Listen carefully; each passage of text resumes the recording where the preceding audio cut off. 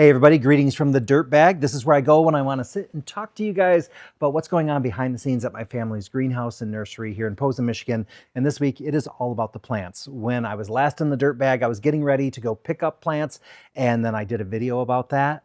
I have since gotten home, plants made it safely. When I arrived, there had been an entire other shipment that had arrived. And the nice thing about that one is that the shipment was from 3 different plant companies, all merged their shipping into one. So that was very nice because that saves us a lot on that freight, because there's always that kind of base charge with freight and then you pay for volume beyond that. So really helped out. But now I want to tell you about some of the plants that are looking fantastic. And I guess I'll start with some new varieties, and I have them right over here so I can actually show them to you like real time. So let me get this first one. This one is one of the new Coleus, and this is the TerraScape pink ribbons. And I gotta say, this is already looking fantastic. I love the fact that it already has its pink color. Sometimes the unique colors in a Coleus don't show up for a little while. It has to get, you know, a little further along. The leaf has to get a little bigger, but this one already, beautiful color on it. And I love the habit on these. They're a little bit more compact than some of the Color Blaze. I'm saying some because Color Blaze, there's a couple different varieties in there, and the Main Street series as well gets really quite large. This one similar in size, but just that little bit more compact. I love the habit on these. So that's a really nice one. I'm going to tell you about some petunias because right now we have petunias in bloom. So I'm really talking about the plants that are in bloom. When we pot these up, we usually cut the flowers off, but we saved a couple of them so I can show them to you. So first up, let's talk about this one here. I have quite a few pinks that I'm going to tell you about. So this one here, this is the Surfinia Heavenly Pink Cashmere. And this one's really nice because it's a little bit different pink than some of the other ones. It has a little bit more of a dusty color to it. So you can kind of see it's just a little bit different. I think it's really quite beautiful. I love the Surfinia Heavenly series as well. It always looks really great. So this one's a good one. So once we finish potting, then we start trimming, and so we are going to be trimming these off. There won't be flowers on these for a little while, and we like to do that because that does end up getting us much fuller plants for our customers. And so more full plants, more branching, that means a lot more flowers and a better habit on it, because it reduces the chances of them getting really leggy on people, things like that. Another pink one to tell you about. This one hasn't been planted up yet, and it is really beautiful. So this one here, sorry, it's focusing on my face a little bit. Let's put there. So this is a headliner, crystal pink. Sorry for the focus issues. So this is headliner crystal pink. And I think once it gets a little bit farther along, I think the flower actually gets a little bit paler so that you notice the veining even more. But I love how it has that veining and that little bit of rim. Reminds me a little bit of the Capella pink lace. Another one of my favorites. So this is a beautiful one. This one's a nice vigorous one too. So this is a good one. If you like Supertunias, you would like the headliner series as well. And then, okay, we got to talk about this one. This is the new Supertunia Vista Cool Jazz. And when I talked about my new varieties, I didn't give this one the best review. I didn't think the color was that impressive, but I'm kind of coming around to it. Seeing it here in the greenhouse and seeing it up close, I like it a lot more than I did when I saw it in the landscape at the trial garden. So right now I'm on this, at this point where I'm saying, I would like it like on my deck where I can look at the flowers close up, because it is really beautiful. They do have kind of an iridescence to them. So I think this is one of those like twilight type of flowers. It's going to look really good in like low light. I think it's going to just kind of glow a little bit. So I'm pretty impressed with it. And also I noticed, and this kind of got me a little hooked, inside that little thing that sticks up, I don't know what it's called. Is it a stamen? Is it something else? I don't know my petunia anatomy. Sorry, folks. I should, but I don't. And it's got this really cool kind of powdery blue color to it. Just kind of unusual. I noticed it on a couple other petunias, but not quite this color. So I just think really interesting one. This is a really vigorous one too. So I'm liking this one a lot. And okay, so this one's going to get trimmed too. And I mean, it's still an itty bitty plant, and it's already got 1, 2, 3. It's got 6 blooms on it at this size. So this is going to be a prolific bloomer, because I can already see for each bloom that's on there, there's at least 2 more in there. This is going to be a fantastic bloomer. I already really like the Supertunia Vista Jazzberry, and this is a sport of that. So this is kind of the child of Jazzberry, and you can really tell. Let's see, what else can I show you? Oh, this one's another Supertunia, and this one is the Supertunia Mini Vista Pink Cloud.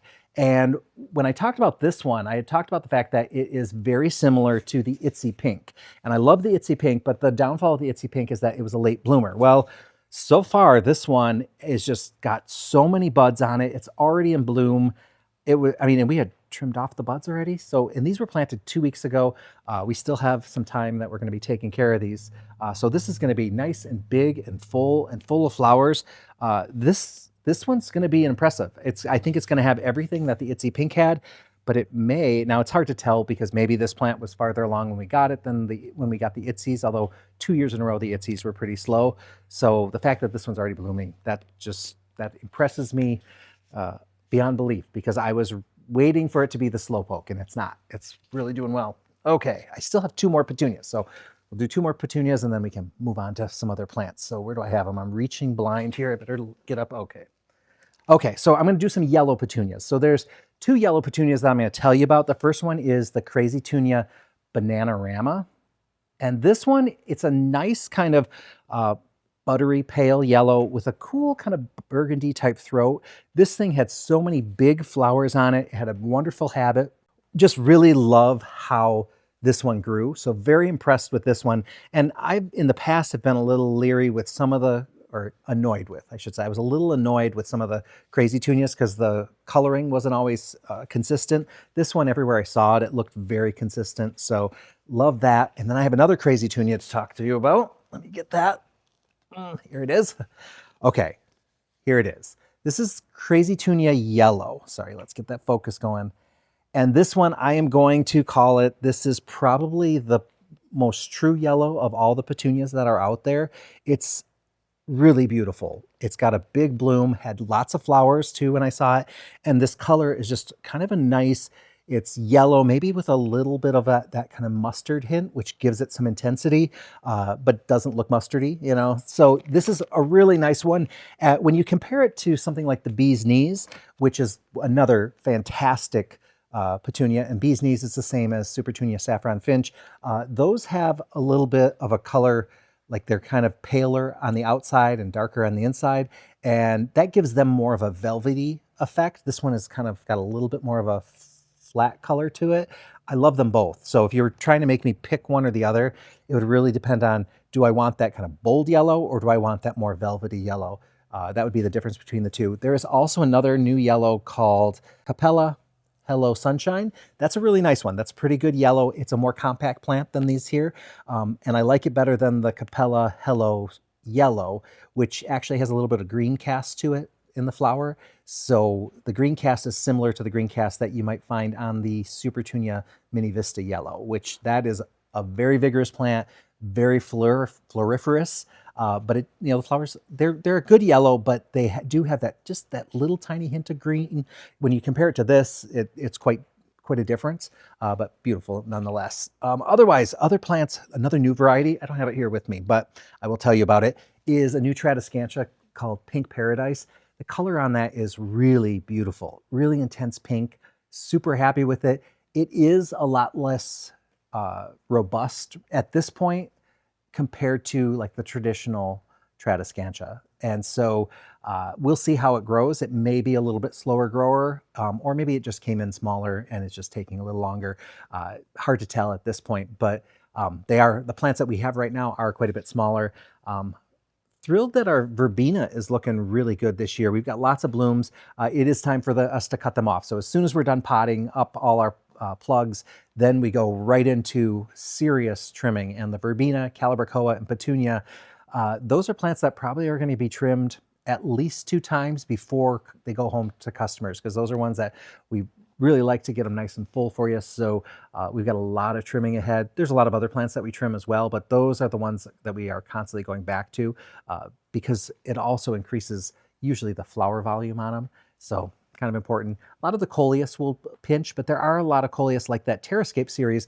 A lot of that is kind of bushy on its own, so it doesn't necessarily need the pinching that some of the other varieties. So especially if you have some of the older varieties like the old Kong series or some of the Wizard series, those you're going to want to pinch quite a bit. They look great if you give them a lot of pinching.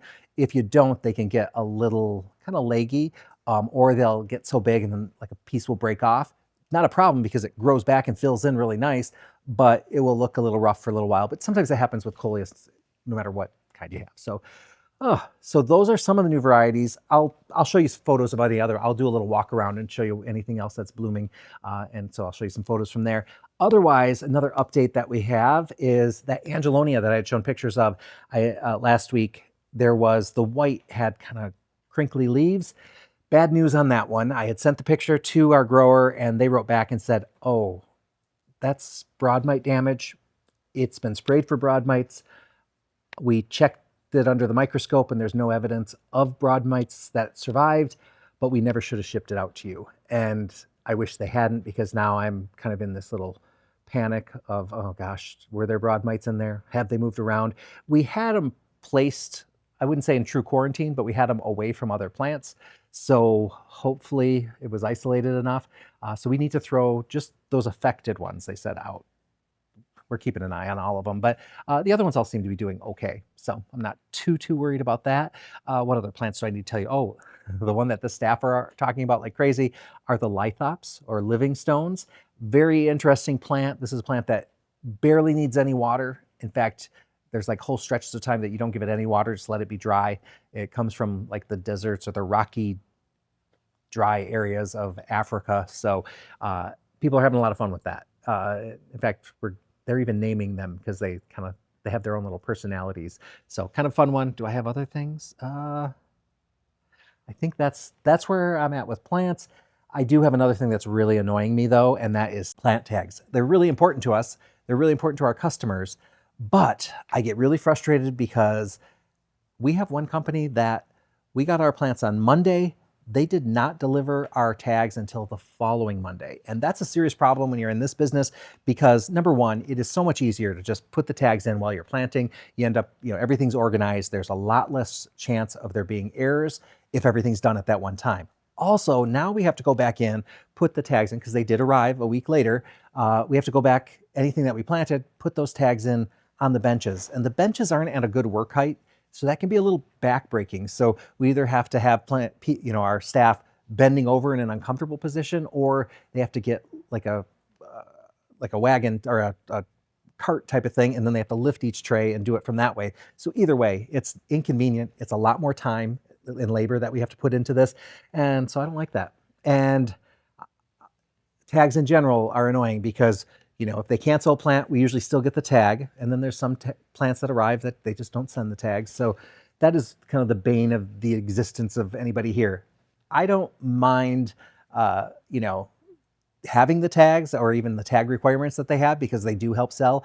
And what they send us are much nicer than anything I'd make, and so that's, I'm okay with that. Another thing I noticed too is that ball plant floral, or some ball hort, floral plant.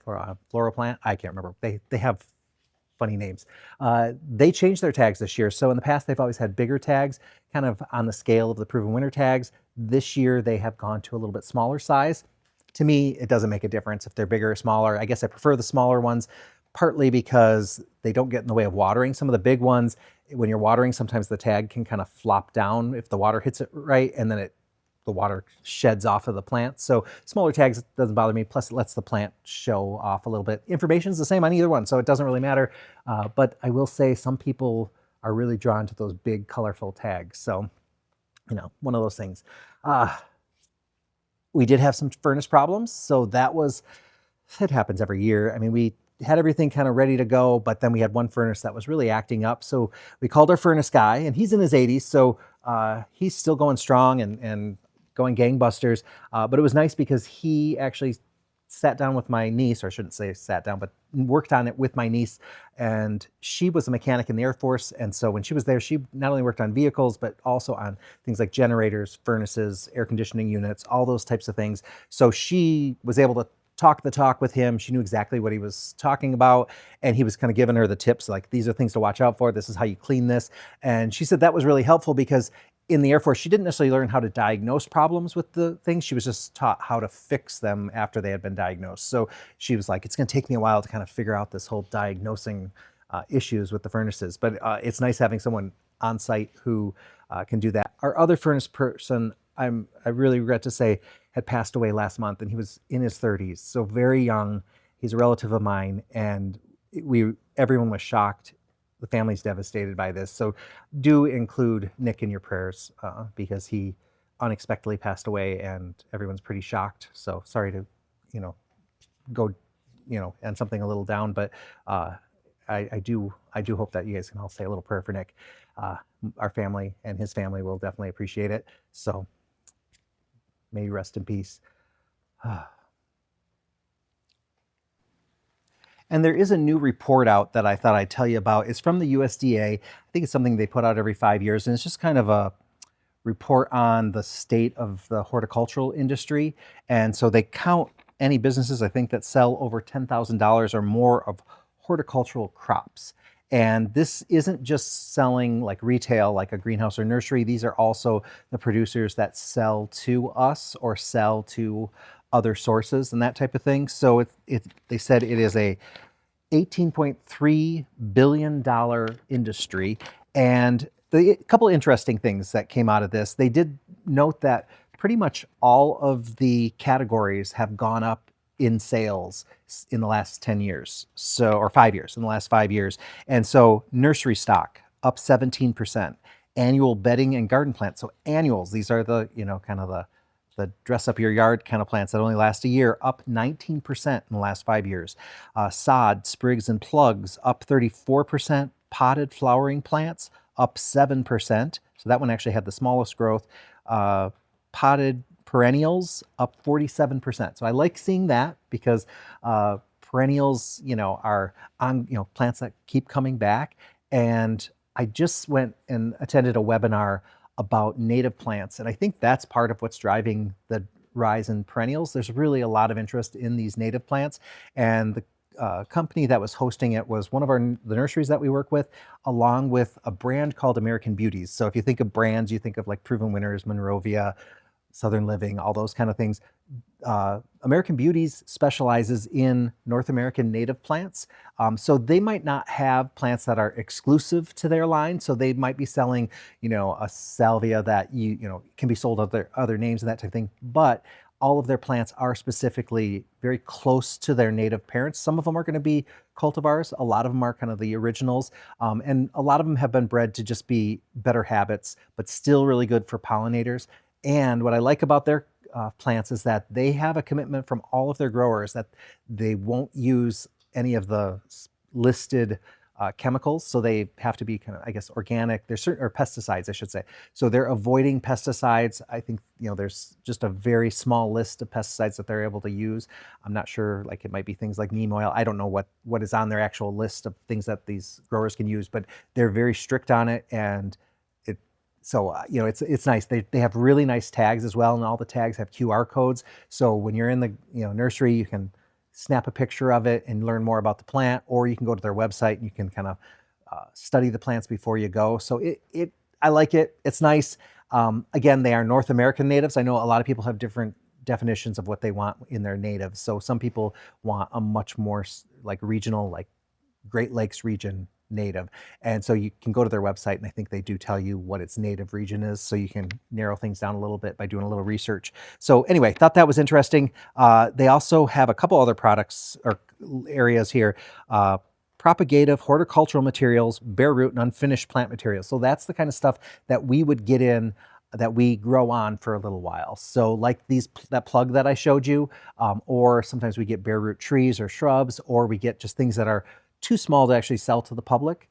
So we have to grow them on for a little while. That went up 8%, and then food crops up 44%. So just a little background story. The other thing that I thought was interesting is that family or individually owned operations make up 56% of the industry. So over half of the horticultural industry is individually owned or family owned. And now that said, some of these family owned companies are multi-million-dollar companies, but they are owned by an individual or a family, which, that's an important thing to know. However, 63% of sales are from corporate owned accounts. So the corporate places are selling more, making more, but also they probably have that volume, and they can, they just have ways of kind of doing things that maybe smaller places can't. That's my theory anyway. So anyway, I'll put a link in the description to this article. There's a lot more information. I don't know how to parse this info farther or deeper or do more into it, but I just thought it was interesting and I just thought I'd share it because this is the kind of stuff that I geek out on sometimes. So thought maybe I'd share it with you guys. I don't know. Otherwise, my niece Emily is continuing to make her YouTube videos. She's doing shorts, so I'll put a link to her stuff down there. She is echomochamakes or echomocha lakes. It's hard to say. So I'll put a link to her so that you can watch some of her videos. She's just showing what's going around here and some of the little gardening projects that she's working on. And I don't know, she's doing a really good job with it. So I'm happy to see that. Anything else I need to tell you guys about? Let me look at my list. I think I guess I should talk about the weather, huh? It has been cold for a while. Then we had this nice warm up and everything was melting. We still had our snowbanks, but we were seeing kind of where the grass was going to be. And now we had quite a few days of rain, and now we had a big ice storm. And so we have a 1/4 inch of ice on everything right now. People couldn't come into work today. My sister couldn't even get the door to her car open. She kept trying to break at the ice, and it was going to be such an undertaking, and the roads were going to be bad anyway. So it was just me and my mom in here today, and my mom was planting away and I was working on other stuff. And so kind of a quiet day around the nursery, especially because it's been so busy with all this planting, but we still got a lot done. So that was good. I was over at the end of the driveway and I was just looking at kind of all the melt that had happened. So our culvers are almost completely overwhelmed by the water. And when I go over and look at like where our pond was, you can see the outline of the pond because the tall grass was there, but pretty much the pond, just the entire field is now a pond. And it's the same thing on the other side of the driveway. And this isn't the most that we've had in a melt before though, because we have had it where the water was going over our driveway in the past. So, you know, it's not, you know, like record-breaking high, but it's still pretty high. The only thing I have to keep an eye on is the hydrangeas that we have in grow bags along the driveway. They are on a little bit of a berm, so they're out of the water, but we do not want panicle hydrangeas sitting in water. That is one of the worst things for them. They hate that.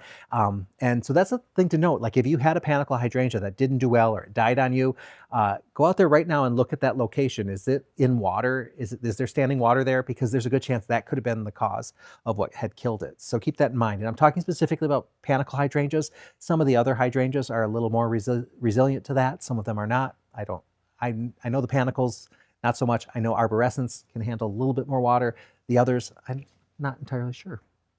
I guess I should do some research before I talk about stuff, huh?